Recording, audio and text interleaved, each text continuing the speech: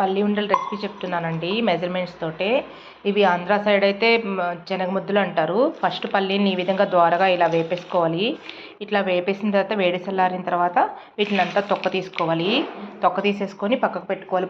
తొక్క తీసేసి దబ్బల పప్పులాగా చేసుకోవాలి. ఇలా దబ్బల పప్పులాగా చేసుకోవాలి. చేసుకున్న తర్వాత ఇలాంటి కప్పు గ్లాస్ కానీ కప్పు కానీ ఏది ఉంటే అది తీసుకొని ఇలా నేను ఒక కప్పు ఒక బౌల్ నిండు ఇవి తీసుకుంటున్నాను. సేమ్ ఇదే కప్పుతో నేను బెల్లం కూడా తీసుకుంటాను. ఇప్పుడు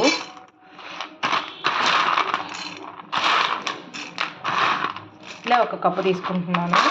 నెక్స్ట్ బెల్లం కూడా సేమ్ దీంతో ఒక కప్పు తీసుకొని ఈ పాకం ఇలా పెట్టుకోవాలి. ఇలా వాటర్ వేసుకోవాలి. ఒక కప్పుకి ఒక పావు కప్పు నీళ్ళు వాటర్ వేసుకొని ఈ విధంగా బెల్లాన్ని మనం పాకంలాగా పెట్టుకోవాలి. ఈ బెల్లం పాకం అయ్యేటప్పుడు మనం ఎలా చేసుకోవాలంటే ఒక ప్లేట్లో వాటర్ తీసుకొని దాంట్లో ఇలా పడేలాగా గట్టిగా వచ్చేలాగా చూసుకోవాలి. ఇలా మనం వాటర్ చూసుకునేలాగా చేసుకోవాలి. ఇలా వచ్చింది అంటే మనకి పాకంకి వచ్చినట్లు లెక్క.